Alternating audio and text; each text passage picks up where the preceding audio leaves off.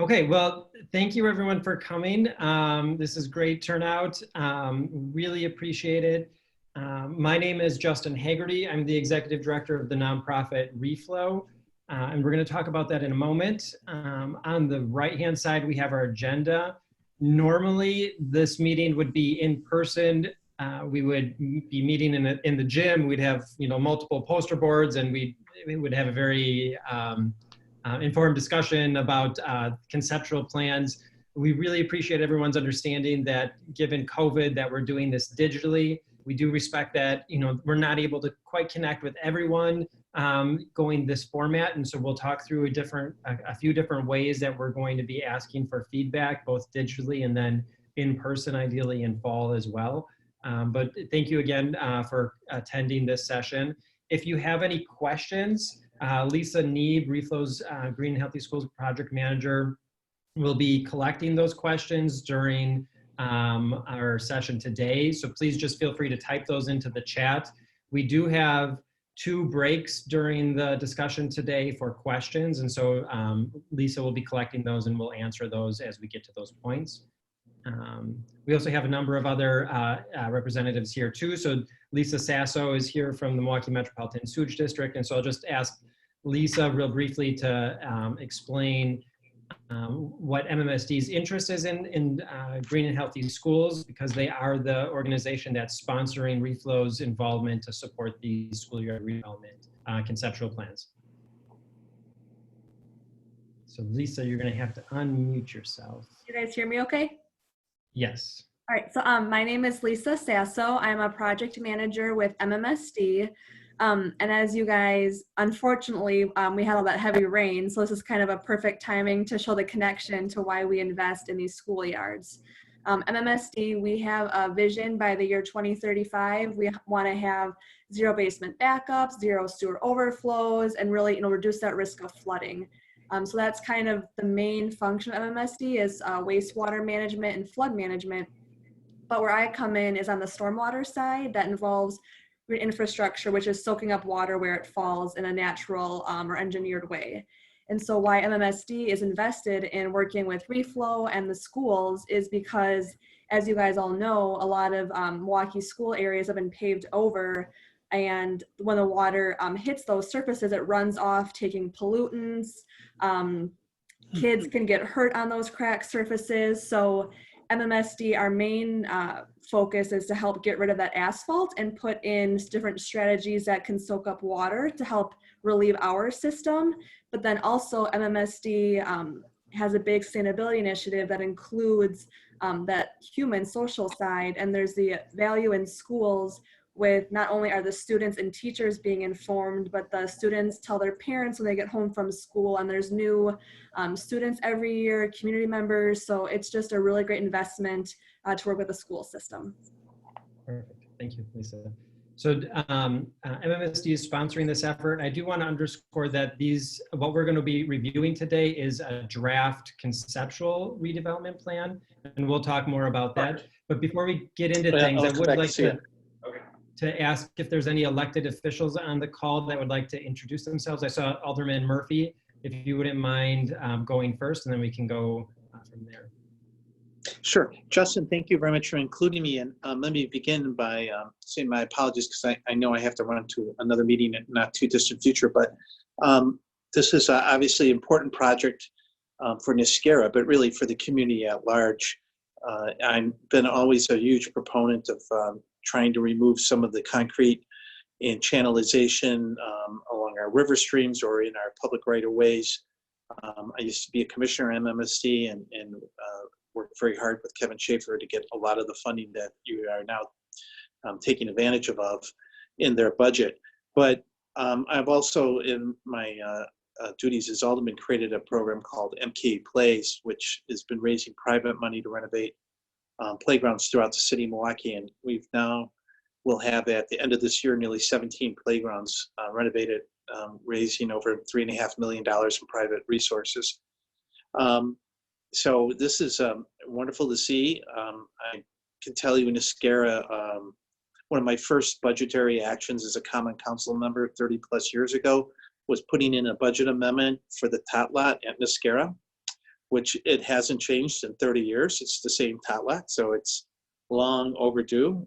So at least 3 generations of kids have taken advantage of it, but it's pretty tired, 30 years old.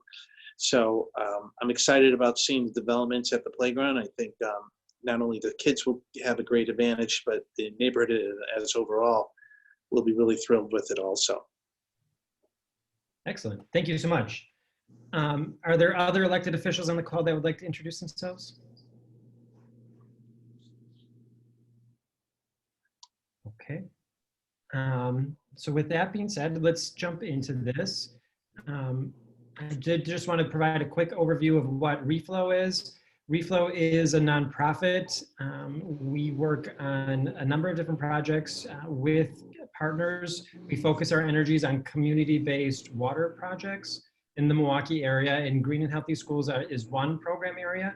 However, we also support innovative placemaking, like what was done with Fondy Park on 27th and North Avenue. We have a program dedicated to sharing Milwaukee water stories through different digital media. And we support rainwater harvesting projects like what was completed at Alice's Garden, as well as many other urban ag projects across the city. And then we also have a high school foreman program for those that were at some of the Green Team meetings earlier this year. We had our high school foreman students supporting the Green and Healthy Schools program by collecting photos and interviews with Green Team members at each of these schools. And those high school students are also actively participating in building benches and signage and other things to support these schoolyard redevelopment projects. That's a very brief overview of Reflow. And if we keep moving on, several years ago, we helped to organize the Green Schools Consortium of Milwaukee. And this is a regional network that is intended to connect local resources as well as state and national resources and to support our local green and healthy schools. Each year we put on an annual conference. This year was going to be the 5th annual conference. Last year there were 300 people there, but we had to cancel it this year due to COVID, which is a big bummer. But this is a really great opportunity to connect with other schools and other resource providers that are very excited to support Neeskara, as well as several other schools, as well as environmental educators and other nonprofits and agencies that are excited about green and healthy spaces. Further to just kind of help visualize what we're talking about, the top left-hand picture is a picture of what many urban schools look like. A lot of asphalt due to maintenance decisions made many decades ago. It is easier to pave them over than it was to maintain open green space. But that doesn't have to be that way. We know now that there are social, emotional impacts to all of that hardscape, and we can have green and healthy school spaces, and there are several examples locally that are really great examples. And we can connect students meaningfully throughout this process as well as community. And just to kind of take a look at what those annual Green Schools conferences look like, a lot of people attend those. And then we also have the Green Schools Consortium play a really important role in selecting which schools go through this schoolyard redevelopment process as well. The process, so this is kind of a big picture overview of what the process is. We have first a year of conceptual planning, and so for Neeskara, that's where we are right now. And you can see Neeskara there, where we consider the groups of schools that are in each phase to be a cohort. And so this is the 4th annual cohort that's going through this process. And the next year will be dedicated to fundraising, followed by construction and permitting and all that detailed design work that has to come with it. So it's a 3-year process to get to construction. And then afterwards, there's maintenance and programming and stewardship that comes after that. And to support the conceptual planning process, we have a lot of outreach activities. We have monthly meetings. And if I just kind of page through, the activities can be school activities. So this is a good picture of Longfellow on 27th and just south of National. They organized a big Earth Day activity where they had their entire school cleaning up the surrounding neighborhood. CDS, which is the graduate school program at UW Milwaukee, supports this conceptual planning process by providing plans and renderings of what these new spaces can look like. And then through the process too, we can also engage students, maintenance staff. We can literally write into contracts engagement with expertise like engineers and architects. And then what's really important are the built projects too. So what we really want to make sure that we're talking about are things that can feasibly happen, and that we end up connecting all of the dots to be able to build the projects and things that we're all excited about. Justin, is that a normal process, 3 years that it takes to get to that point? So that's a good question. So it's 3 years, if I back up right there. This was what made sense given how much funding is locally available, but then also working with, in this case, Milwaukee Public Schools to make sure that these projects are well vetted, that they're approved, that we're following the construction season for Milwaukee Public Schools, which really wants construction to happen over summer months. So we're not impacting the academic year for the schools. And so if we work backwards from that, 2 to 3 month construction window, we need a full year of fundraising, because that's a good question. I should say this is that the funds raised for these projects are raised from school fundraisers and from grants, national and local, but then also private philanthropy as well. And it takes a lot of time to be able to put together those funds. So the funding is not coming from MPS a recreational budget to make the improvements at the park? Not with the schoolyard redevelopment projects. And why is that? So if this MPS budget, and I don't know if there's anyone else on the call that can respond to that, but the MPS budgets have, my understanding as an outside partner, is funding has been cut a lot for funding, and especially for facilities. Even with the referendum that's passed, facilities budgets are being cut back as well. So we just passed a referendum, which live in the community, for $86 or $88 million. And one of the arguments that was made for supporting the referendum was improving facilities. So I'm just kind of perplexed why they haven't put anything in their budget for improvements at the playground and leaving it up to the school to raise money privately. I just kind of perplexed by that. And then does it take a full year to do the community outreach? Yeah, so the process includes a lot of these meetings. We have monthly meetings with the green team at the school. It's also beneficial to bridge the gap between the academic years. So we start meeting in January, and then we have several months before summer takes hold.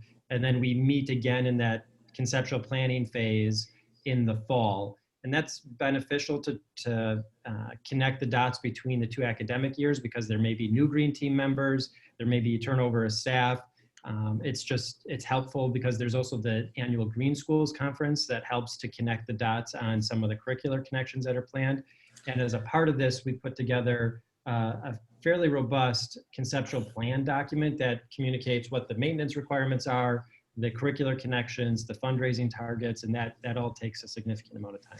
Okay. I mean, we kind of do this with MK Plays on a shoestring budget, and maybe it's just a bureaucracy, but we're able to pretty much do what you say within 1 year, not 3 years. So do we have an ad hoc committee that is created between the community and the school to assist in terms of the community feedback in terms of what you're looking for? Or is this all internal? So as a part of this process, reflow, maybe I'm going to keep moving forward through some of these, because some of this conversation is relevant to some of these other slides as well. I'll respond to this, and then I promise we'll get back to that question. So each school organizes a green team. That green team can consist of parents, teachers, students, surrounding community members, partners, the principal, maintenance staff, and others. Each school's culture is different and the green teams can look different. It depends if there's a very active neighborhood association as well. Like we saw at Neeskara, the neighborhood association shared this meeting invite as well, which is really excellent.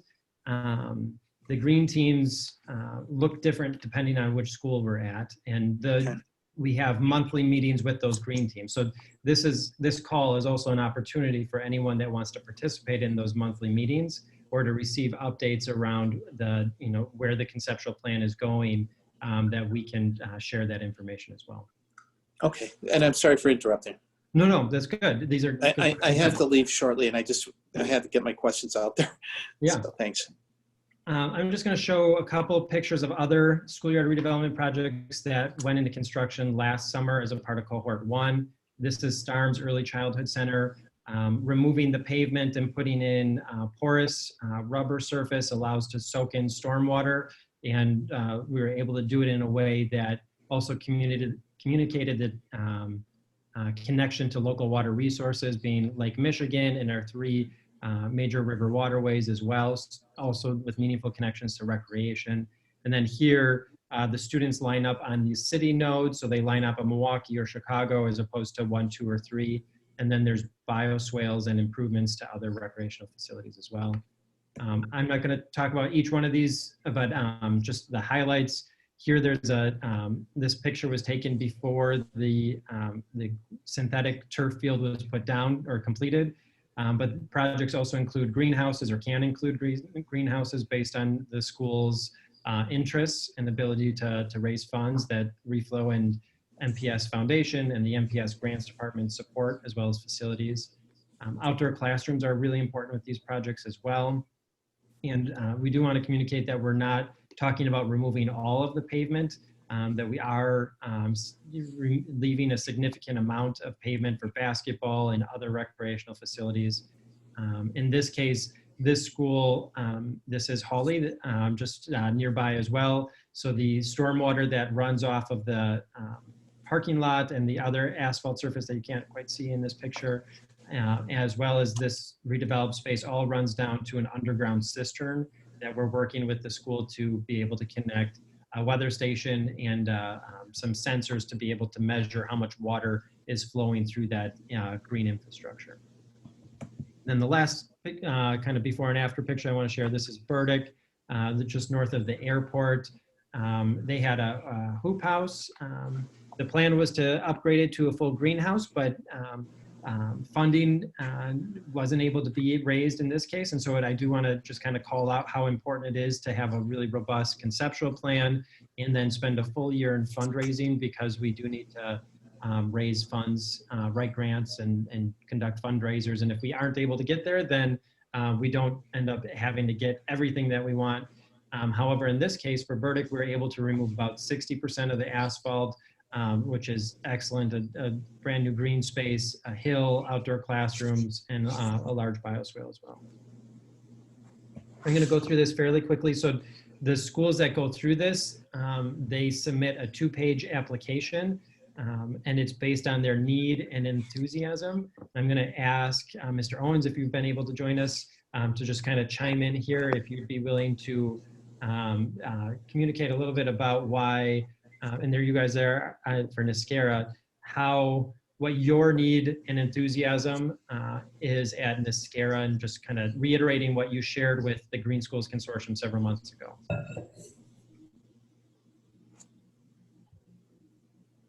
Mr. Owens, if you're on, you can unmute yourself. Otherwise, Barbara, if you could, that'd be great. Okay, I just unmuted myself. First of all, I'd like to say, Alderman Murphy, thank you for being here, and the rest of pleasure to have you here also. When this idea was brought to me about the redevelopment project by Ms. Rondo, she just talked to me about just I knew it was a need for just improving our playground because of the asphalt.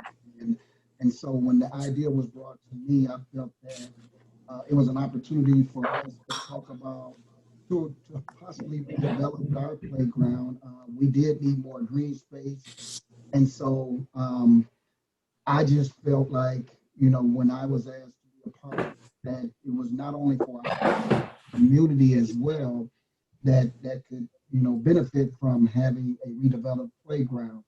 I know just from, we have a kindergarten through fifth grade population in our school, and I thought also that it would be important for our students to be able to enjoy several aspects of a redeveloped playground also.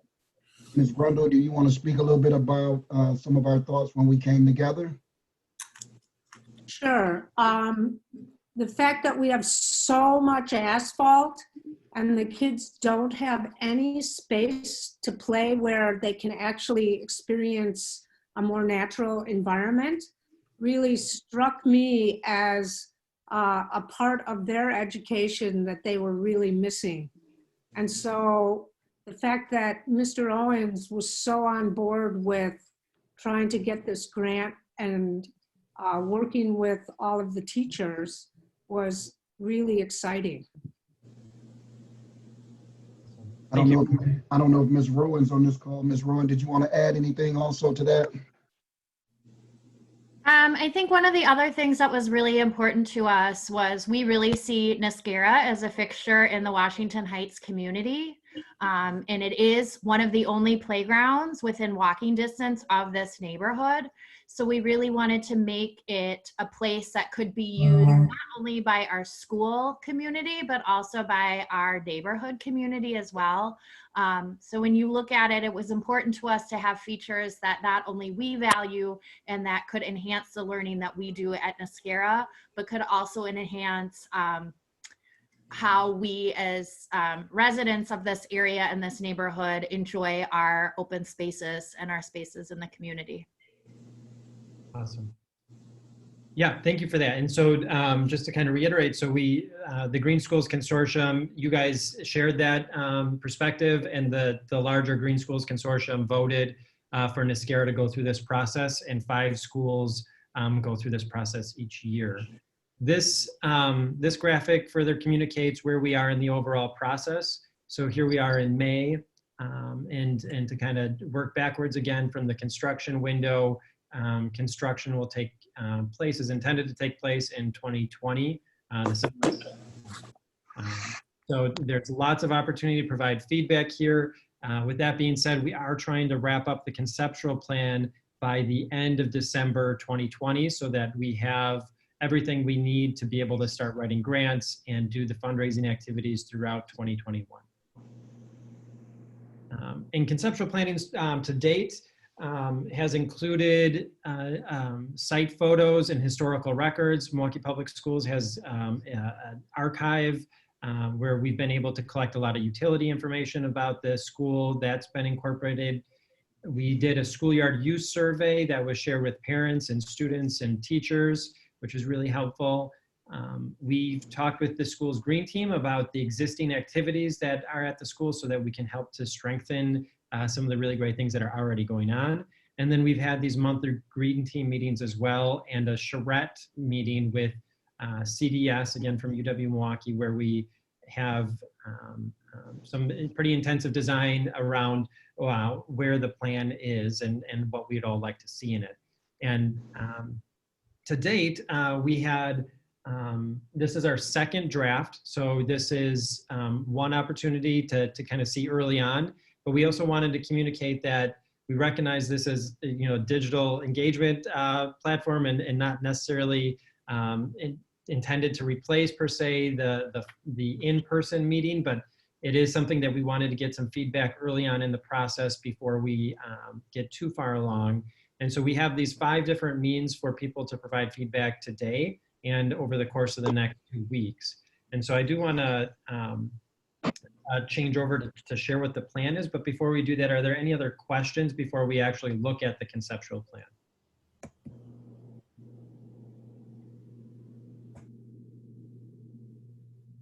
Okay, pause for that. Sounds good. So I'm going to flip over to this website that we set up for Neeskara, which is Idea Flip.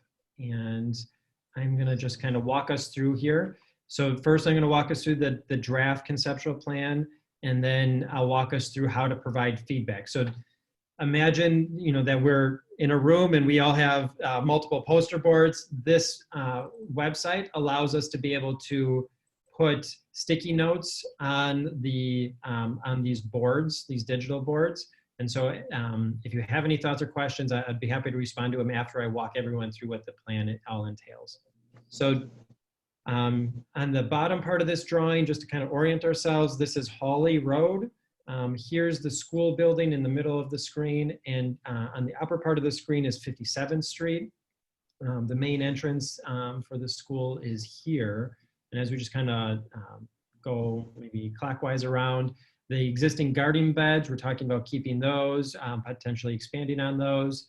The green space that's existing already in the northwest corner of the school site, we're talking about improving that. So there's an outdoor classroom space there, which is really great because there's mature trees and a lot of really great shade. So just thinking through what kind of additional features can we put in there to be able to support outdoor learning.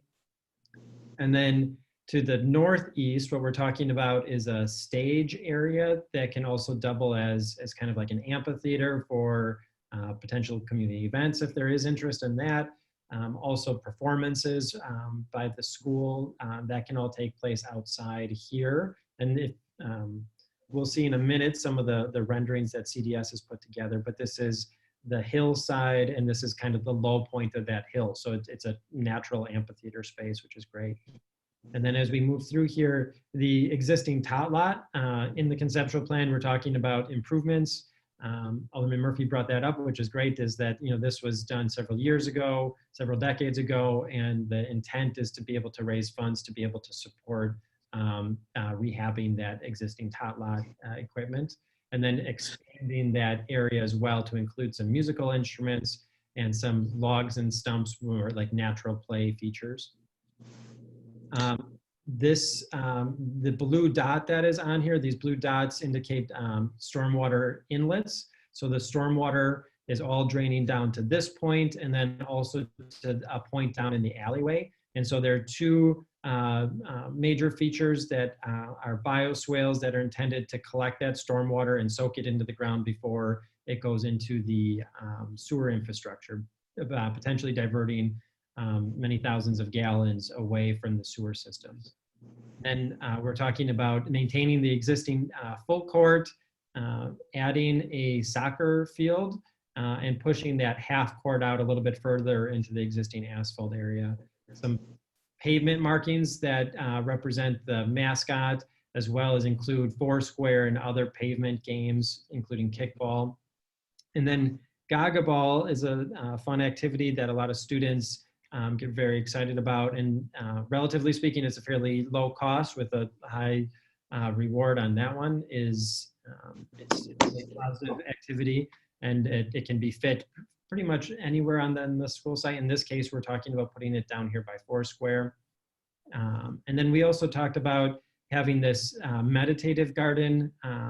The idea is to have a lot of sensory experiences here. Some benches, maybe some raised bed planters, but the idea is to have more of a quiet zone that can support special ed as well.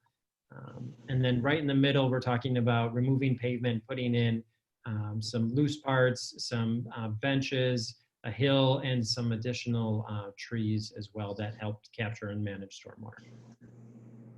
Justin, I apologize for interrupting, but I have to run for another meeting. But I did want to indicate that, I'll be fully willing to see how the city can participate in helping this become a reality. And then just quickly, what is your total budget for the improvement at the site? So it depends on where we land with the conceptual plan. Each school site is a different size. And so we don't necessarily approach it from a set budget for each school. In large part, it depends on how much it costs for what's in the conceptual plan. And then in fall, I'm an environmental engineer. I work with MPS facilities to put together fundraising targets. So none of the funding is committed at this point. We do have pledges from the City of Milwaukee Department of Public Works and MMSD has an annual Green Infrastructure Partnership Program, which we've been partnered with in the past as well. But we don't have set funding now. We really rely on that full fundraising year next year.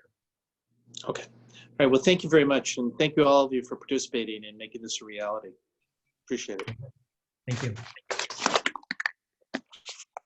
So some of the other renderings too, these graphics from CDS help to communicate kind of the feel for these different spaces. And so here's an image for the sensory space.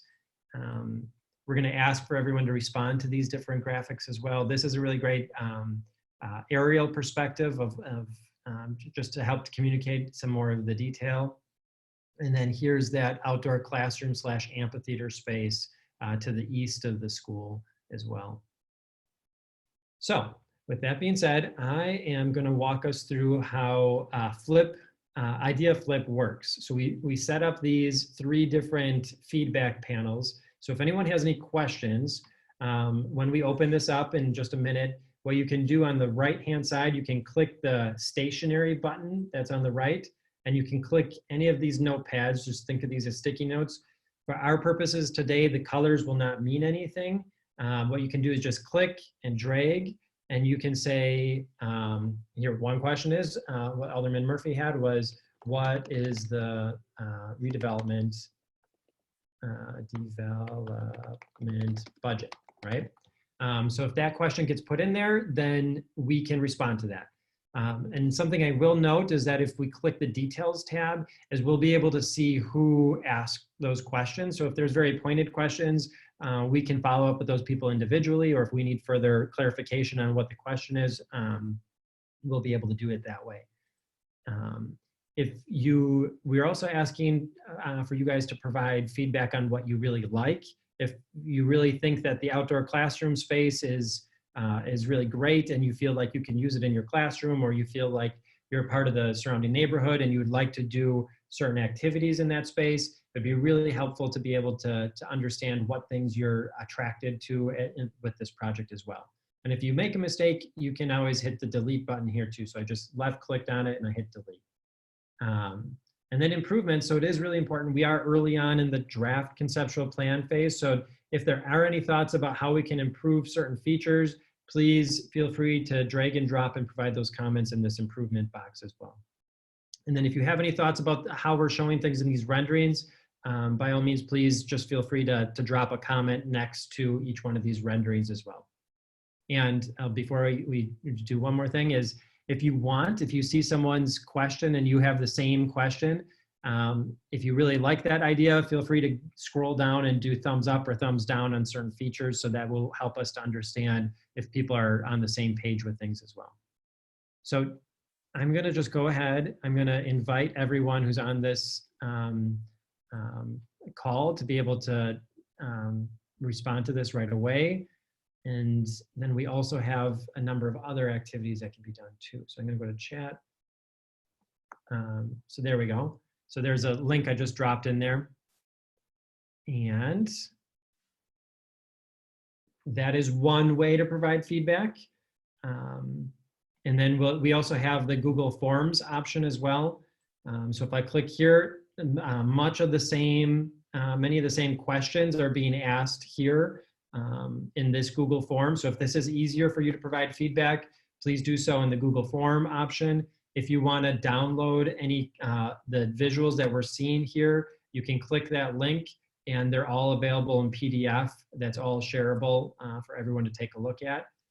And then also we are updating a web page on Reflow's website dedicated to Neeskara, where we're sharing meeting minutes. We are recording the session as well, so we'll post this recorded session on this page as well. So if anyone wasn't able to attend this meeting today, they can still watch the webinar. They can still click through some of the links once they become live as well.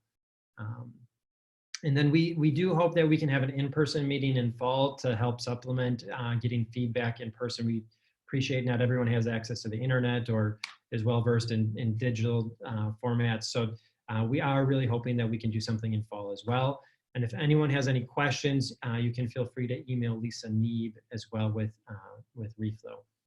And we are asking that we get feedback by June 5th. If we need to make special accommodations for that, just let us know. But we are really hoping to get as much feedback on this as possible so that in summer we can incorporate that feedback and then come back to fall with a solid first draft of the overall conceptual plan document. Okay, so there's lots of information there. Are there any questions about the overall conceptual plan? This is great. Some people are already in there making edits. Can I answer any thoughts that people may have on what's in the draft conceptual plan?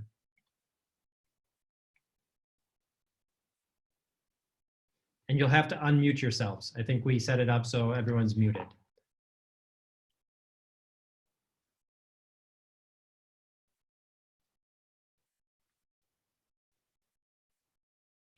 I just wanted to mention that everyone that has registered will receive an email from me that will have all of those links for feedback opportunity as well. And you're welcome to pass that on to anyone else who may want to provide their perspective. Justin, there's a comment about the running track. Can you just ask for a little more feedback if that needs to be wider, longer? Because we can go beyond that little island if it would serve a different purpose. Yeah, and some of the other schools, that's a good point, Carolyn. So Carolyn's with CDS, and one of the other schools that we're working with, they had requested to expand on that thought, a certain distance so that they can use it for mile markers or the 50-yard dashes or something like that. Is there anyone that can, from Neeskara, that can speak to maybe a distance that they would prefer for this track? Or the person who wrote it, an idea flip. I was the person that wrote that. It just looks very small. If we were to use it for gym purposes or for running purposes, I don't know if I could fit my class on that. I mean, if that's what it has to be, I totally understand. I had originally, when we brainstormed what these would look like, I tried to put the track around either the soccer field or the basketball court or both, just because it made a natural border between the fence to the neighbors, and it made like a natural longer area.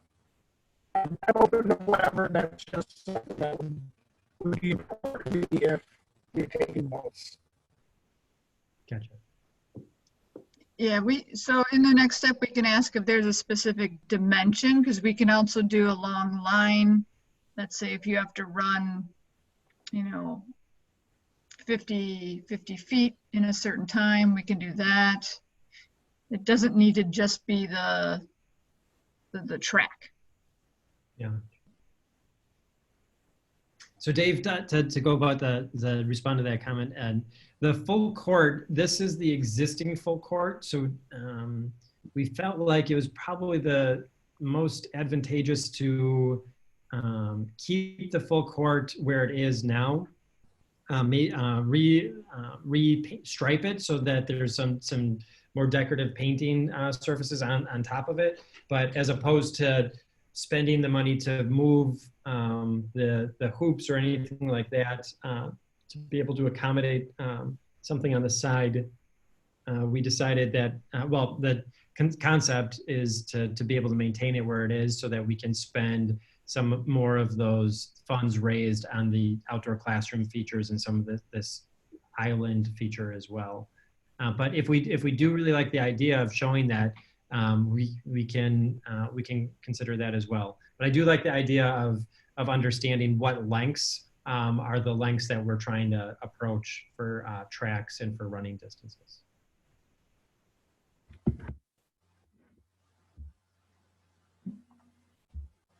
So yeah, Dave, if you know that would be helpful if you could provide that in that comment or respond to it, so we can take a look at how long they are.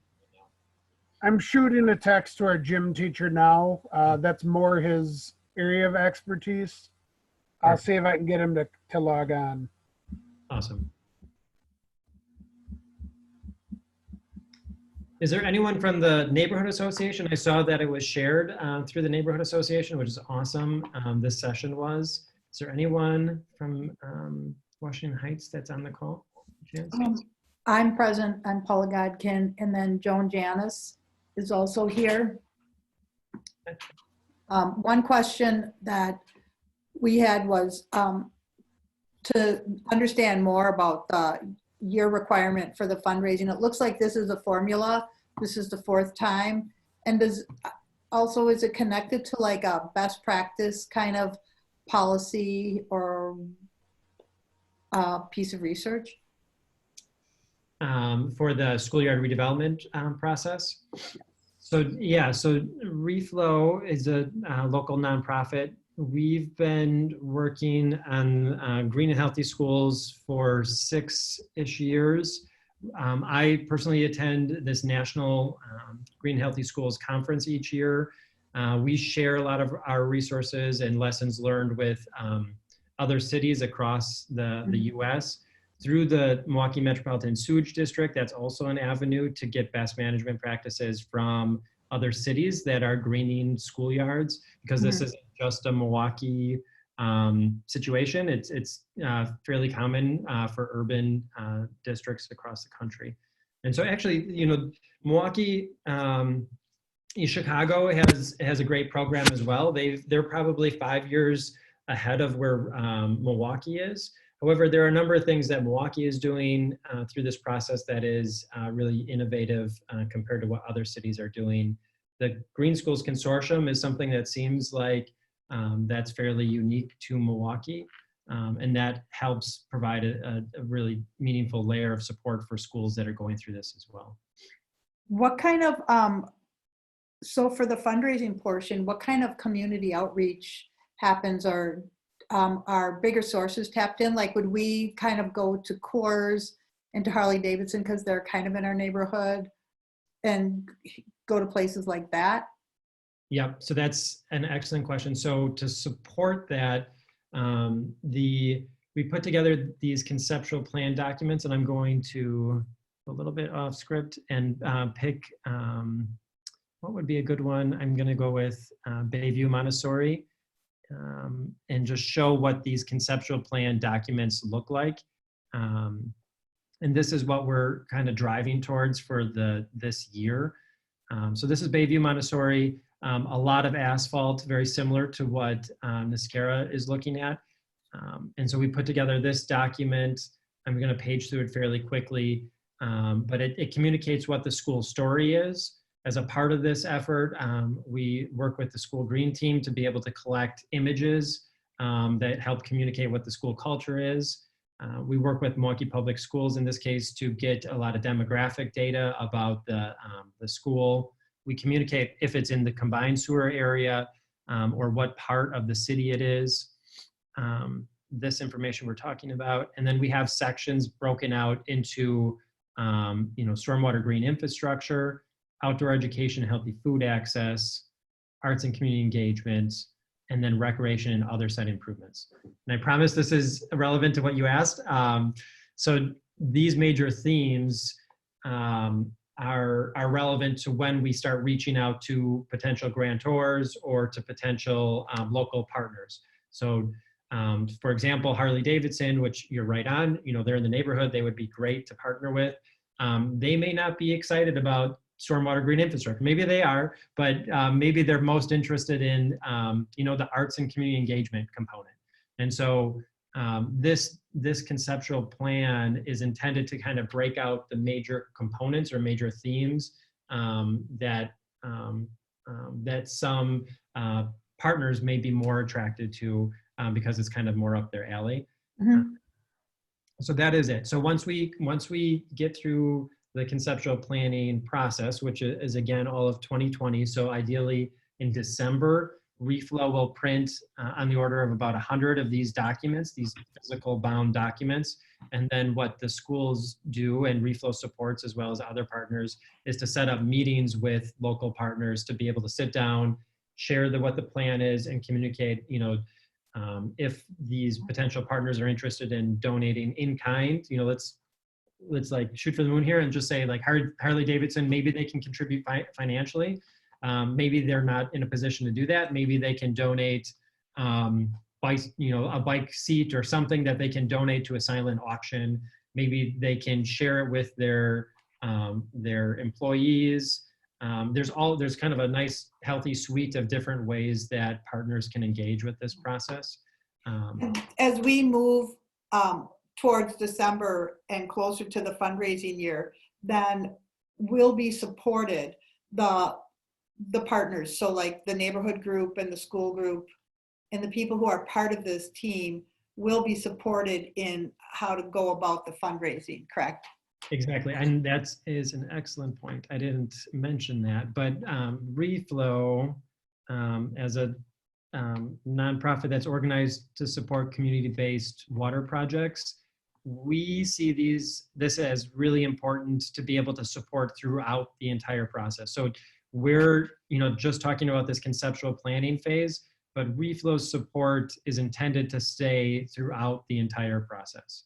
So we'll stay on. I fully expect Reflow to be engaged with Neeskara for 3+ years as we move through this process. Cool. Justin? Yeah. Can we just talk a little bit about the meditation areas? Yeah. In our previous discussions, we included the crushed red granite paths to walk, so allows people to walk through the meditation area. Plus, we have 2 emergency doors that come out of the school that we have to have paths that connect to those doors. But if there's a discussion and somebody was looking for more planting and less pathway, we could do stepping stones. Is there a sort of other reaction to this, how it looks, how it could change? So let's look at this. So it could be how it's kind of envisioned on the width of the pathways. So it is important that we go with the crushed red granite so it's ADA accessible and wheelchair accessible. With that being said, we can have a discussion about maybe having primary pathways and secondary pathways so that maybe they're not all 6 or 8 feet wide, that maybe the primary pathway, and we identify what the primary pathway should be. Maybe that's 6 feet wide, and then the secondary pathways are more narrow, if that is something that we want to look into. Okay, paths can be reduced, but we need a way to walk through the garden. Also, 2 doors provided. Yeah, That's okay, my gotcha. response. Yeah. Gotcha. Yep. I do think maybe this visual, maybe if we can show it so that the pathways just feel a little bit more narrow, and maybe it's responding to how this feels. It could be, yeah. It does look a little wide. On the site plan, it's a little narrower, but okay. Any other thoughts or comments that we can talk through while we're all on the call? Otherwise, we'll leave all of the message boards and the forums open for the next 2 weeks so people can feel free to share and then take some sleep on it, respond in time as well.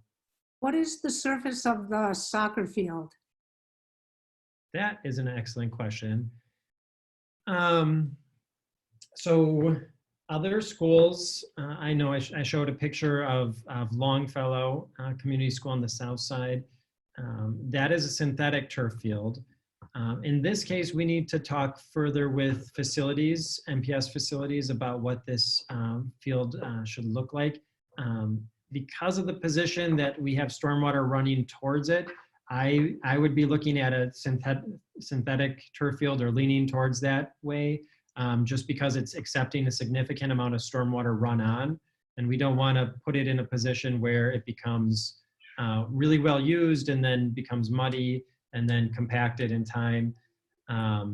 That's not always the case. There's other projects that we've supported that are the natural grass turf field, but those are situations where there's enough activity on the school site that it's not the only feature, and then that we are appropriately managing the stormwater that runs onto it. And in this case, the stormwater from this asphalt is all running down towards that soccer field. And short of putting in a bioswale or something along these lines, which is possible, I'm at the moment would be looking at leaning more towards a synthetic turf field.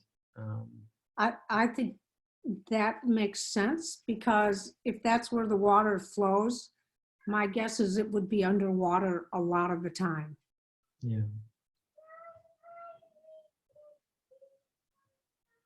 So the turf, yeah.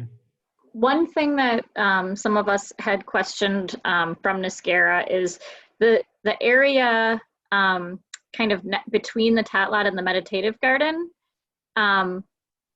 has a big dip, and for most of the winter it's ice, and for at least the 1 or 2 days after a rainstorm it's a wading pool. So we were wondering if there's something that can be done to improve the drainage in that area. Yeah. Yes. We will, I'm going to make a comment on that one, and then we're going to come back to that. I know we've talked about that, what that needs, and I have photos of what that looks like out there as well. That is kind of a small spot that's not being picked up in any of the utility information that we have, like the survey or the topographic information that we have. So this kind of deserves a little bit more in-depth review on how to approach that situation. Justin, my class, right where you put the Post-it note, there's a bunch of classes. That's where we have traditionally lined up to go inside. And so because of the ponding, it's icy and unsafe. And so some way to drain that, we weren't sure if that berm or that hill would cover that or not. Yeah, we're definitely going to have, we'll figure this out. This will take a little bit more homework that I will work on over summer to be able to address this. But yeah, if it's a slip hazard, if it's ponding, we definitely want to make sure that gets addressed. And if you look at the aerial photos where you can see the lines where the classes line up, it starts about 5 feet to the south of where the class lines are. Gotcha. If that helps. Yep.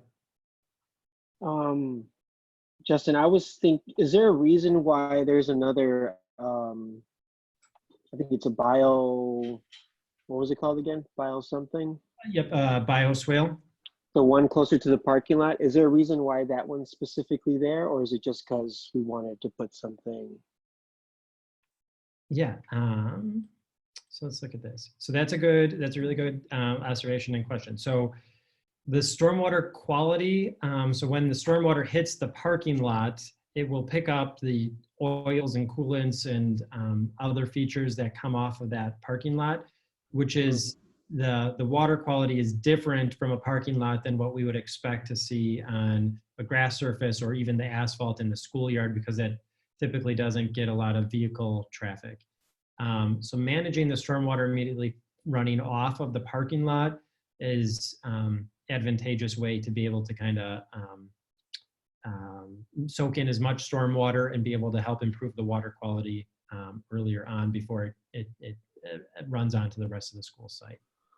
Oh, okay. Because I was thinking almost like instead of having the soccer field and the basketball field in such a weird kind of like angles, yeah, couldn't we just have it bordered next to the parking lot?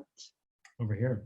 Yeah, like over there. So just have them lined up there, and then you would have all of this room where the basketball and soccer field is for like more greenery or bio stuff, because that's where, the most of the stormwater, there's like that big hole right by the soccer field that, where the kind of feels like where the water will go. Mm-hmm.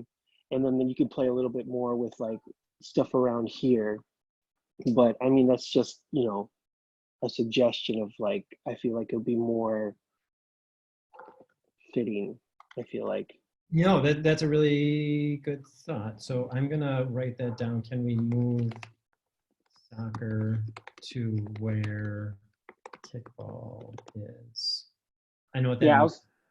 I was thinking like the soccer and basketball, because that way, you have your sports on the right side, and then you have on the left side like where everybody can kind of just play around and kind of just, I don't know, it's like a big open field, so it feels like they could do more stuff. So you could put in the 4 square over there, or it's just like a big playground area. because right now it feels like it's like everything's kind of like circling that little hill, and and then the soccer and the basketball court feels odd. It's just, that way we have like a diagram of where things are located. Keeps things open, I don't know. Austin, the soccer and the half court would fit there. We wouldn't be able to fit that full court and soccer without basically moving everything Right. We else. don't want to move the full court because it's already there, and that would be costly, I would guess. Oh, okay. Yeah, that's what I was thinking too, because I was like, maybe it would cost a little bit more to move these things, right? So I don't know if that's a good fit. So, but order-wise, I feel like it would be more comfortable, more, environmentally responsive. It just feels more comfortable that way, I feel like. But, it's just a feeling. This is good. I think it's worthwhile to, maybe we can sketch some ideas. Maybe Carolyn, you and I, we can talk a little bit more, maybe offline, about what the impacts would be to move this around. I think we had something there at one point, so I know soccer fits there. We have to see how the half court fits in, and I want to make sure there's not confusion. That middle island is flat, except for if you could point to where that hill is. It's not a whole. The whole island's not a hill, so it's just a little mound there. So you can run through there, and water will flow through there. It's all poured. Well, that brings me to my next question. It was like the half court, I feel like we don't really need. I mean, it's just kind of like they don't really play with that one. Once in a while, you'll have like one or two kids come on and play on their own, which I feel like it's not very like team related. Mr. Diaz, I believe Mr. Winsey had some of that in mind in the earlier meetings. Well, and I will say, as a neighborhood person, I see lots of people playing on the single hoop. Correct. In the neighborhood. Yeah, Okay, as yeah, a playing neighborhood 21. person, that far and away is used more than the court. The full court? Okay. Were we at some point talking about the half court having lower hoops because of its proximity with the tot lots, so some of the younger kids could access that? We had talked about putting lower hoops on the fence right by the tot lot, like completely separate, just being hoops, not an actual court, just being hoops attached to the fence by the tot lot, so that when we're outside playing with the kids, they can also be shooting hoops, because right now the basketball courts are way too far away from the tot lot, and we can't really let them go over there on their own. We have to send a separate grown-up over there with them. So if there were hoops near where we already are, it would be better. Yeah. Meredith, am I right in that conversation that the talk about that was putting them to the north of the tot lot where that retaining wall is? I didn't, in my head, they were attached to the Holly Road fence. Because that was like already a backboard built in for them then, kind of, and it would keep the balls from going where they shouldn't, but I am not in charge of that. Yeah, I remember the dialogue. I also remember that earlier renderings in that area where you were talking about the turf for the soccer field, there had been a question about putting some sort of water collection underneath that fit with either kickball or soccer or something where water could, because that area there, the turf would be nice because that does get standing water in that corner that hopefully the bioswale will help with. Yep. So yeah, that if we did go with this soccer field where we're showing it, and if we did just, over time decide, synthetic turf makes sense, for the other school projects, what we're able to do is to build in underground stormwater storage underneath that, which is cost effective with the size of stormwater managed that way as well. Okay. So these are really good thoughts and feedback. So what we're going to do is we're going to keep, like I say, keep this open for 2 weeks. Please share. What we're going to do next month in June is to be able to take all of this feedback, try to respond to the questions that get posed, we'll make an update to this over summer. And then when we get back to fall, hopefully we're in person in fall. It would be really great to have an in-person open house on this. And then also to continue our monthly green team meetings. I will say that I know we will not have our Green Schools Consortium conference this year. We will follow up for anyone that responded to the meeting notice to this meeting. If you had an interest in the Green Schools Consortium, you'll get an email about digital options this August. We are planning on doing a webinar on water-focused curricular connections that are locally available as well. So there are a couple of different options and activities that are going to be happening over summer. And then when we get back together in fall, we'll have a nice, the next draft version of the conceptual plan as we move towards finalizing everything by the end of December. And then again, big picture, this is the conceptual plan. And then we're still about 2 years away from construction. So any of the finer details we can definitely keep talking about as well. Hey, Justin, this is Mr. Owens. I just wanted to say that thank you for giving me a better view when you were able to zoom in. It definitely gave me a better view of what it could possibly look like. On that last picture that you just showed of that outdoor stage area, what is that above, like the different color? Is that what type of cover is that above that, like the blue and yellow? What is that? Is that some type of, what kind of material would that be? Yeah, so that's a good, I didn't mention that, so that's a good one. So this would be a canvas type covering. Holly had one installed. Holly, it may look a little different in Neeskara if we decide to keep this in the conceptual plan. The idea of this canvas is a fairly, it's able to get us shade on that feature, provide a little bit of placemaking by creating that more vertical feature, but the shades would have to be maintained over winter. They're not designed to hold snow. And so similar to what Hawley and other sites around the city, once a year, these shade sails come down and then they get put back up in spring. And then, you know, over time, they'll weather and they would be replaced. But ideally, it's designed in a way in the detailed design phase that the shades are not necessarily custom for each installation. So it's the idea that we've been kicking around with facilities is that maybe MPS can collect a number of these shades, and then if there needs to be replacement, that it's not a major deal to be able to replace it. We've also been talking about being able to share the cost across multiple schools. So if there are maintenance engineers that are trained on how to change out these shade sails, that it's a part of the process each year. Okay, thank you. I just have one question about the existing trees. We're not looking at getting rid of any of the existing trees that are there, are we? Correct. All the mature trees, that would be that big deal if we removed any trees. So you guys have some amazing mature trees that we really want to take advantage of. And so the plans are talking about being able to make the most out of what you already have.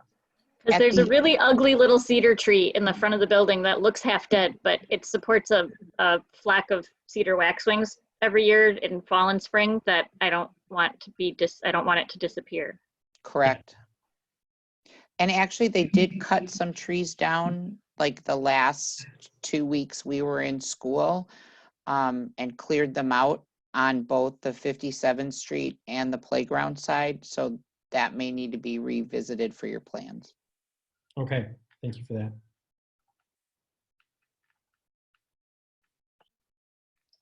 Okay, any thoughts or questions?